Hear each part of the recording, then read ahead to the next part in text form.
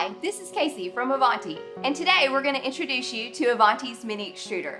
Avanti's Mini-Extruder allows researchers and scientists to prepare large, unilamellar vesicles by extrusion in a rapid and efficient manner. The heating block allows for extrusion at elevated temperatures, which is critical for the successful formation of vesicles from phospholipids whose phase transition temperature is above room temperature. It is constructed of stainless steel and Teflon, which allows for the rapid cleaning of all wetted parts and reduces the downtime between the production of vesicles from different lipid species.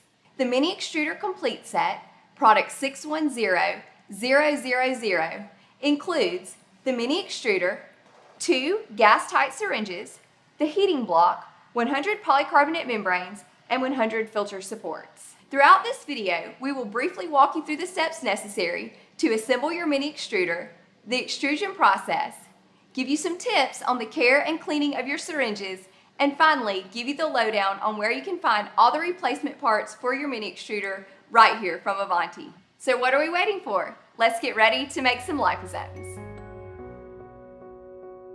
Prior to assembling the Mini-Extruder for the first time, clean all parts thoroughly with a mild detergent solution. This should be followed by a rinse in hot tap water and a final rinse in deionized or distilled water. Allow all parts to dry completely before assembling. To assemble the Mini-Extruder, place the 2 internal membrane supports on a flat surface with the O-rings pointing upward. Then we're going to pre-wet 2 filter supports in DI water or buffer. Next, we will place one of our pre-wetted filter supports over the Teflon orifice on the inner diameter of the O-ring of one of our internal membrane supports. Next, we will place the internal membrane support containing the filter support into the extruder outer casing with the O-ring facing upward. Next, we will install our polycarbonate membrane into the extruder outer casing over the top of the filter support and the O-ring. As a note, the polycarbonate membranes are the thin, shiny discs, not to be confused with the blue paper discs, which are separators only used to separate individual membranes and should not be installed. Additionally, the polycarbonate membranes and filter supports are intended for a single-use liposome preparation and should not be reused. Now we're ready to add our remaining pre-wetted filter support to the Teflon orifice on the inner diameter of the O-ring of our remaining internal membrane support. Now we will add this internal membrane support to the extruder outer casing, this time with the O-ring pointing downward, being careful not to twist the internal membrane support as it comes in contact with the polycarbonate membrane. We add our Teflon bearing to our retainer nut, and finally, add the retainer nut to the threaded end of the extruder outer casing and hand tighten until finger tight. No need to use a wrench. Now our extruder is fully assembled and we're ready to make our liposomes. For any additional questions on extruder assembly, email us at technical@avantilipids.com. Before we begin, here are a couple of important notes. Extrusion of multi-lamellar liposomal suspensions using polycarbonate membranes with a pore diameter of greater than 0.2 microns will not produce unilamellar liposomes. Liposomes produced from larger pore membranes will yield a polydispersed suspension of multilamellar liposomes.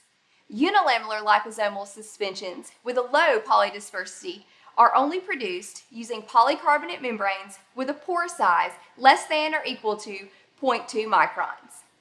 Second, the polycarbonate membranes and filter supports are intended for a single-use liposome preparation and should not be reused.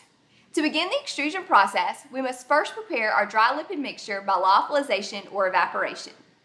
Next, we will place our heating block on the hot plate, insert a thermometer into the well provided on the heating block, switch on the hot plate, and allow the hot plate and the heating block to reach the desired temperature. Next, we will hydrate our dry lipid mixture using a suitable buffer for at least 30 minutes.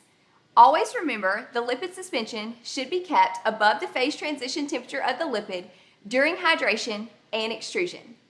As a quick tip, in order to increase the encapsulation efficiency of water-soluble compounds, the lipid suspension may be subjected to 3 to 5 freeze-thaw cycles by alternately placing the sample vial in a dry ice bath and warm water bath. Once the sample is fully hydrated, we will load it into one of our gas-tight syringes.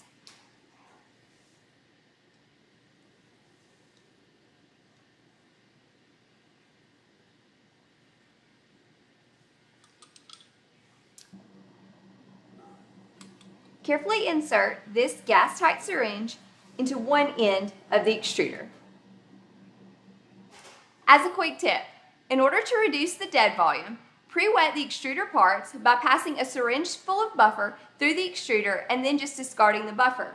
Additionally, new syringes may have tight-fitting parts, so to facilitate extrusion, it may be necessary to pre-wet the barrel and plunger with buffer prior to inserting the plunger into the barrel.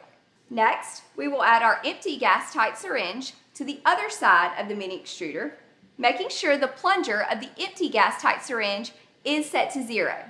This syringe will begin to fill automatically as the lipid is extruded through the membrane. Next, we need to check the temperature of our heating block. The temperature of the heating block must be below 80 degrees Celsius in order to prevent damage to the syringes. Looks like we're below 80 degrees. And now for the most important note. The extruder apparatus must be fully assembled prior to insertion into the heating block in order to prevent damage. Now we're ready to insert our fully assembled extruder apparatus into the heating block. Insert the hex nut so that any two opposing apexes fall within the vertical plane. Then use the swinging arm clips to secure the syringes into good thermal contact with the heating block. Allow the lipid suspension to equilibrate to the temperature of the heating block for approximately 5 to 10 minutes. To extrude, gently push the plunger of the filled syringe until the lipid solution is completely transferred to the alternate syringe. Then we will gently push the plunger of the alternate syringe until the lipid solution is completely transferred back to the original syringe. Repeat these two steps a minimum of 4 more times for a total of 10 passages through the membrane. In general, the more passages through the membrane, the more homogeneous the lipid suspension becomes. The final extrusion should end in the alternate syringe. This reduces the chances of contamination from forward material and large particles. The lipid solution should begin to clarify to form a slightly hazy, transparent solution. The haze is due to the light scatter of the residual large particles. These large particles may be removed by centrifugation to yield a clear suspension of SUVs. After the final extrusion, remove the extruder from the heating block. Remove the filled syringe and inject the lipid solution into a clean sample vial.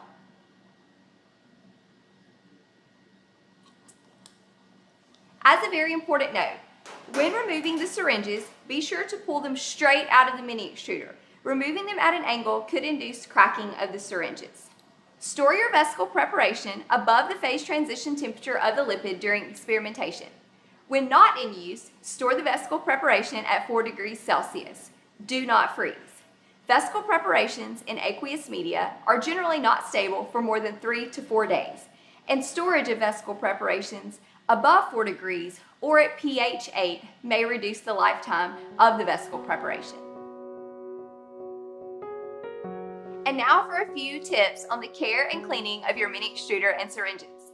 Immediately after use, disassemble the Mini-Extruder and syringes. Remember, the polycarbonate membranes and filter supports are intended for a single-use liposome preparation and can be discarded. Next, we will thoroughly clean our Mini-Extruder parts using a mild detergent solution and allow it to dry completely prior to reuse with a new lipid preparation.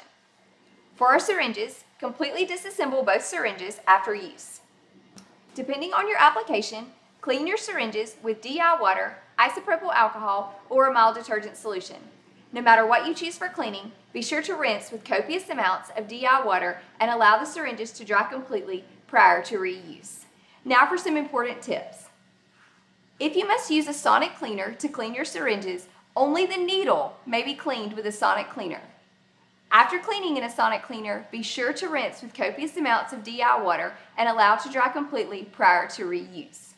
Do not allow your syringes to come in contact with any solvents other than DI water, isopropyl alcohol, or a mild detergent solution. Some organic solvents may interact with the glue that holds the threaded insert onto the tip of the syringe, weakening the bond between the barrel and the insert. And the plunger may need to be replaced after being used at elevated temperatures for extended periods of time. Thank you so much for watching our Mini-Extruder tutorial. We hope you found this information helpful. As always, if you have additional questions, don't hesitate to contact us at technical@avantilipids.com or visit us on the web at avantilipids.com.